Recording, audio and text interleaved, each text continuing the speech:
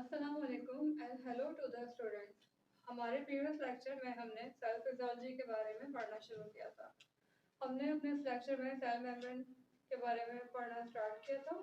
हमने इसमें पढ़ा था कि cell membrane is basically composed of three main constitute, जिसमें से लिपिड्स होती हैं, प्रोटीन्स होते हैं और कार्बोहाइड्रेट्स होते हैं। तो हमने अपने इस लेक्चर में लिपिड्स के बारे में पढ़ा था and today we will study about the cell membrane protein. So basically, there are two main types of the cell membrane proteins. Depending on their location in relation to the cell membrane, they are categorized as integral protein and peripheral membrane proteins. तो यानी कि जो उनकी location होती है proteins की in relation to the cell membrane, तो उसके हिसाब से इनको कैटेगराइज किया गया है इंटेग्रल प्रोटीन्स के तौर पे और पेरिफेरल मेम्ब्रेन प्रोटीन्स के तौर पे। तो अगर हम इंटेग्रल प्रोटीन्स को डेफिनेशन वाइज पढ़ें, so these proteins mostly pass through the entire thickness of the cell membrane.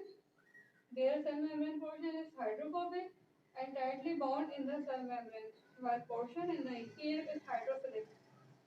अगर हम इसको समझें from the figure, तो ये एक सेल मेम्ब्रेन का पोर्शन है जिसमें कि ये इसकी फॉस्फोलिपिड बाइलेयर है। ये इसका ECF वाला पोर्शन है जो ECF को फेस कर रहा है, यानी एक्स्ट्रा सेलुलर फ्लूइड को, और ये ICF को फेस कर रहा है, ये वाला पोर्शन इसको। तो जैसे कि हमने डेफिनेशन में पढ़ा है कि इंटेग्रल प्रोटीन जो होते हैं मेनली पास होते हैं through the entire thickness of the cell membrane, जो कि आप इस वाले पिक्चर में देख सकते हैं कि ये हमारे पास एक इंटेग्रल प्रोटीन है जो कि ऑलमोस्ट एंटायर थिकनेस से पास हो रहा है, तो इसलिए इनको इंटेग्रल प्रोटीन्स कहते हैं।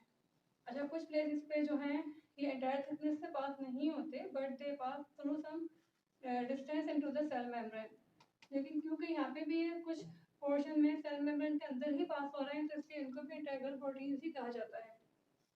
अगर हम इसको इस पिक्चर से देखें, तो जैसे ये सेल मेम्ब्रेन है, ये इसका हाइड्रोफिलिक पोर्शन है जो कि हेड पोर्शन है फॉस्फोलिपिड का, और ये जो टेल्स हैं ये हाइड्रोफोबिक हैं। इसी तरह इंटेग्रल प्रोटीन्स का जो पोर्शन सेल मेम्ब्रेन के अंदर है ये हाइड्रोफोबिक होता है। तो अपनी इसी प्रॉपर्टी की वजह से इंटेग्रल प्रोटीन्स जो होते हैं can't move out of the cell membrane, यानी कि ये सेल मेम्ब्रेन से बाहर की तरफ मूव नहीं कर सकते, यानी कि ये सेल मेम्ब्रेन के अंदर इंटैक्ट रहते हैं और इससे बाहर मूव नहीं कर सकते। लेकिन ये सेल मेम्ब्रेन के अंदर through some distance within the cell membrane pass हो सकते हैं, थोड़ा लैटरल साइड पे मूव कर सकते हैं। तो सेकंड जो प्रोटीन है, आई थिंक ये चीज़ आपको क्लियर समझ में आ गई होगी कि इंटेग्रल प्रोटीन जो इंटायर थिकनेस से पास हो रहे हैं सेल मेम्ब्रेन के मोस्ट प्लेसेस पे, लेकिन कुछ जगह पे ये थ्रू सम डिस्टेंस पास हो रहे हैं, और ये हाइड्रोफोबिक पोर्शन जो है इनका सेल मेम्ब्रेन के फॉस्फोलिपिड लेयर के हाइड्रोफोबिक रीजन के साथ है, जिसकी वजह से सेल मेम्ब्रेन में ही रहते हैं और मूव नहीं करते, out of the cell membrane move नहीं करते। अच्छा, दूसरे जो प्रोटीन्स हैं पेरिफेरल मेम्ब्रेन प्रोटीन्स हैं, तो अगर हम इनको लोकेशन वाइज देखें, तो पेरिफेरल मेम्ब्रेन प्रोटीन जो होते हैं दो तरह के हो सकते हैं। अगर ये इसकी ECF वाली साइड पर है, ये सेल मेम्ब्रेन है, ये इसका ECF वाली साइड है, तो अगर ये ECF वाली साइड पर है तो then they are called as extrinsic proteins,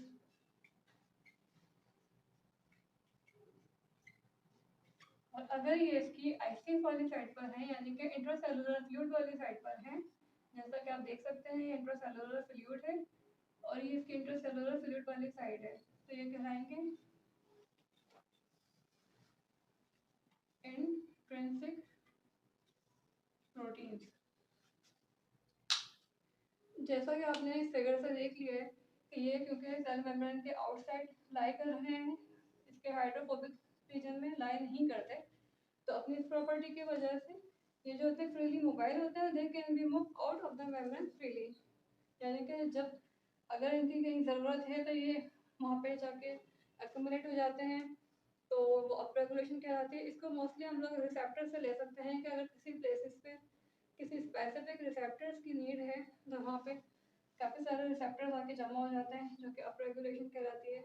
अगर वहाँ पे नीड खत्म हो गई है तो ये वहाँ से मूव कर जाते हैं, डाउन रेगुलेशन कहलाती है। जब हम आगे फिजियोलॉजी पढ़ेंगे डिटेल में तो ये सारी चीज़ें उसमें पढ़ेंगे। तो आई थिंक ये दोनों तरह के प्रोटीन जो हैं आपको क्लियर हो गए होंगे। अब अगर हम प्रोटीन्स का फंक्शन देखें, तो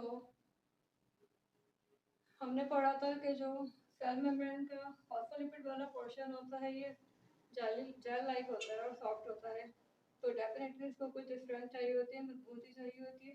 तो क्योंकि आप ये देख सकते हैं कि जो इंट्राइकल प्रोटीन्स हैं इसके अंदर जो है टाइटली बाउंड है, यानी कि एंकर्ड है, तो इसकी वजह से ये इसको स्ट्रेंथ प्रोवाइड करते हैं। तो इस तरह से इनका पहला फंक्शन हो गया कि प्रोटीन्स जो होते हैं प्रोटेक्ट द लिपिड बाइलेयर। इसके बाद जो इसका एक फंक्शन है जो सबसे इम्पोर्टेंट फंक्शन है, ये transport across the cell membrane में काम आते हैं, वर्क करते हैं। तो basically transport across the cell membrane itself बहुत ही वास्ट टॉपिक है, जब हम वो डिटेल में पढ़ेंगे तो उसके बारे में पढ़ेंगे। अभी हम सिर्फ एक ब्रीफ सा ओवरव्यू कर लेते हैं। इसमें ये प्रोटीन जो है वर्क कर सकते हैं channel, as carrier, as pump, as hormone receptors. तो अगर हम सारे प्रोटीन को अलग अलग एलाबरेट करें तो अगेन हम बिल्कुल ब्रीफली इसको देखेंगे, क्योंकि हम डिटेल में इसको आगे पढ़ेंगे।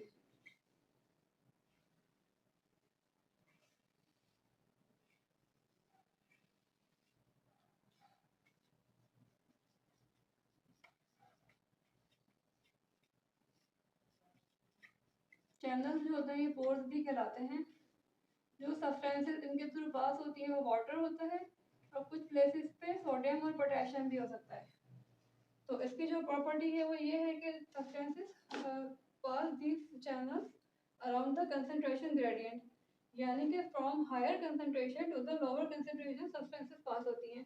अगर के सेल मेम्ब्रेन की एक तरफ में कोई एक सब्सटेंसेस फॉर एग्जांपल के वाटर है, अगर वो हायर कंसंट्रेशन में है तो वो इन चैनल्स के थ्रू सेल मेम्ब्रेन को क्रॉस कर लेगा।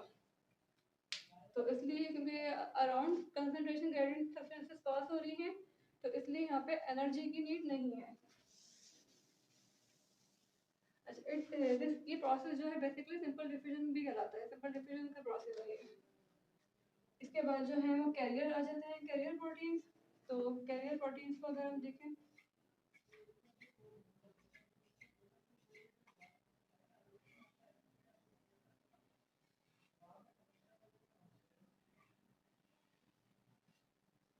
तो बेसिकली इन प्रोटीन से जो सब्सटेंसेस पास हो रही हैं, जैसे ग्लूकोज हो गया या अमीनो एसिड्स हो गए, तो इस प्रोसेस में भी सब्सटेंसेस जो होती हैं just like simple diffusion around concentration gradient pass होती हैं, यानी from higher concentration to the lower concentration. यानी कि अगर सेल मेम्ब्रेन की एक तरफ किसी सब्सटेंस की जो क्वांटिटी है या अमाउंट जो है कंसंट्रेशन जो है वो ज़्यादा है, तो उस साइड से मूव करके लोअर साइड पे आ जाएगी जहाँ पे कि इसकी कंसंट्रेशन कम होती है। लेकिन डिफरेंस ये होता है कि जैसे ग्लूकोज हो गए, अमीनो एसिड्स हो गए, मॉलिक्यूलर वेट में थोड़ा ज़्यादा होते हैं, तो इसलिए ये चैनल्स को क्रॉस नहीं कर सकते, तो इसलिए ये वाले कैरियर जो होते हैं यूज़ करते हैं। फॉर एग्जांपल के ग्लूकोज मॉलिक्यूल है, ये यहाँ पे आके अटैच हो गया।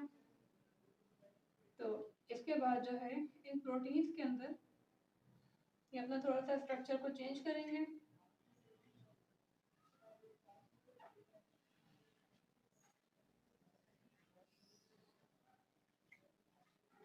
ये लिपिड बाइलेयर के हेड शो कर रही हूँ, इसलिए पूरा डिटेल में शो नहीं कर रही।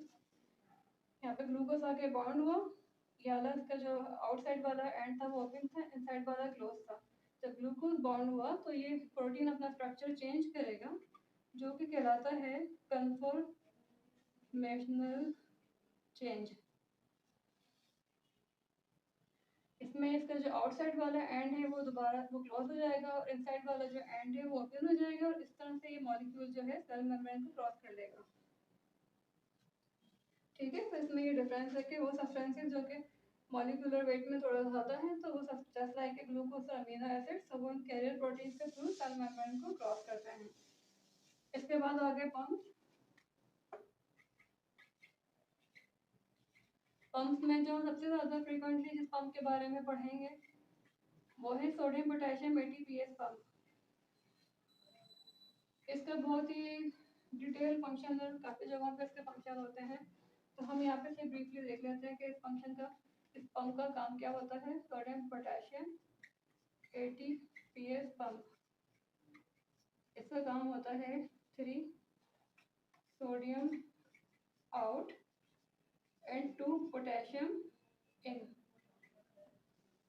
नॉर्मली जो होता है सोडियम एक्स्ट्रा सेलुलर फ्लूइड में ज़्यादा होता है कंसंट्रेशन में और इंट्रासेलुलर में कम होता है, जबकि जो पोटेशियम होता है वो इंट्रासेलुलर स्पेस में जो होता है ज़्यादा होता है और एक्स्ट्रा सेलुलर स्पेस में कम होता है। तो कुछ ऐसी सिचुएशन आती हैं जिसमें से जो ECF का सोडियम होता है वो मूव करके सेल के अंदर आ जाता है और ICF का पोटेशियम मूव करके बाहर चला जाता है। तो उस सिचुएशन को दोबारा नॉर्मलाइज करने के लिए ताकि सेल का इंटरनल एनवायरनमेंट जो है वो डिस्टर्ब नहीं हो, तो ये पंप अपना काम करते हैं और इसमें जो एक्सेस सोडियम अंदर आया होता है ये उसको बाहर पंप करते हैं और जो एक्सेस पोटेशियम बाहर होता है उसको अंदर की तरफ पंप करते हैं। अब क्योंकि यहाँ पे ये अगेंस्ट कंसंट्रेशन ग्रेडियंट काम कर रहे हैं, क्योंकि हमने पढ़ा है कि ECF में सोडियम ज़्यादा है और ICF में पोटेशियम ज़्यादा है, तो इसलिए इन पंप को एनर्जी की नीड होती है, एनर्जी सोर्स की, जो कि इनको ATP के मॉलिक्यूल से मिलती है, इसलिए इनको सोडियम पोटेशियम ATPase पंप कहा जाता है। इनके बाद आ जाएंगे एंजाइम।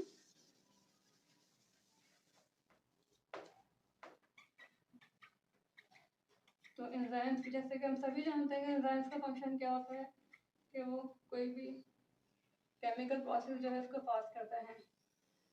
तो फॉर एग्जांपल कि इसको कोई भी स्टिमुलस अगर मिल गया, ये एंजाइम प्रोटीन है, इसको कोई स्टिमुलस मिल गया तो जो भी केमिकल प्रोसेस होगा ये उसको पास कर देगा।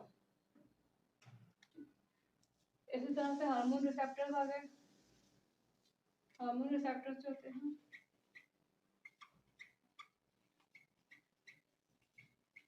बेसिकली वो हार्मोन जो कि लिपिड सॉल्युबल नहीं होते और वो सेल मेम्ब्रेन को इजीली क्रॉस नहीं कर सकते, तो वो ये प्रोटीन जो है हार्मोन रिसेप्टर के तौर पर इस्तेमाल करते हैं। तो इनमें जो होते हैं अमीनो एसिड्स हो गए, कुछ ओलिगोसैकेराइड हार्मोन हो गए, क्योंकि वो हाइड्रोफिलिक होते हैं और वो सेल मेम्ब्रेन क्रॉस नहीं कर सकते, इसलिए वो रिसेप्टर्स यूज करते हैं। तो फॉर एग्जांपल ये हार्मोन रिसेप्टर है, इस पे स्पेसिफिक हार्मोन आके अटैच हो गया है। अब ये हार्मोन जो है आप देख रहे हैं कि सेल मेम्ब्रेन को क्रॉस नहीं कर रहा है, तो ये रिसेप्टर से आके अटैच हो रहा है। इसके बाद जो भी इस हार्मोन के स्पेसिफिक फंक्शंस हैं तो वो रिसेप्टर अंदर कैरी आउट करेगा सेल के विद इन द सेल। इसके बाद आ जाएंगे एंटीजेंस। तो एंटीजेंस का जो मेन रोल है वो हम लोग रेड सेल्स में पढ़ते हैं। जो एंटीजन जहाँ पे ब्लड ग्रुप को डिटरमाइन करती हैं, हमारे रेड सेल्स पर दो मेन टाइप के एंटीजेंस होती हैं। अभी हम सिर्फ ABO सिस्टम की बात कर रहे हैं। तो जिन रेड सेल्स के ऊपर A एंटीजेंस हैं वो A पॉजिटिव कहलाएंगे, जिनके ऊपर B हैं वो B पॉजिटिव कहलाएंगे। तो यहाँ पे हम शो कर देते हैं A एंटीजेंस को इस फिगर में और B को इस फिगर से।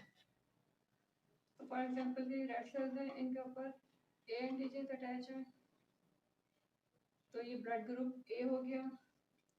अगर B है तो ये ब्लड ग्रुप B हो गया।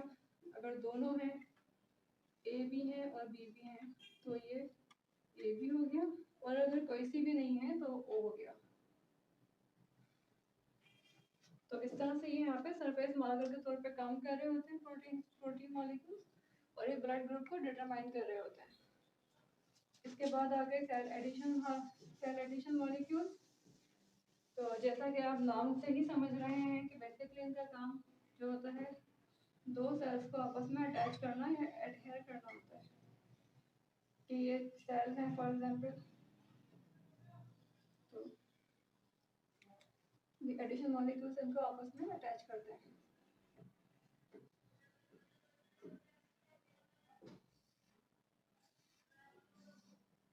तो इनको आपस में अटैच कर रहे हैं, प्लस ये इनको बेसल लेमिना से भी अटैच करते हैं। तो होपफुली आप लोगों को ये सारी चीज़ें क्लियर हो गई होंगी। अगर कोई कंफ्यूजन हो तो आप लोग मुझसे कमेंट्स में इसके बारे में पूछ सकते हैं। तो उम्मीद करती हूँ आपको आज का लेक्चर समझ में आया होगा। तो काइंडली मेरे चैनल को लाइक एंड सब्सक्राइब करें। तो we will meet in the next lecture with the subject of carbohydrates of the cell membrane. Thank you.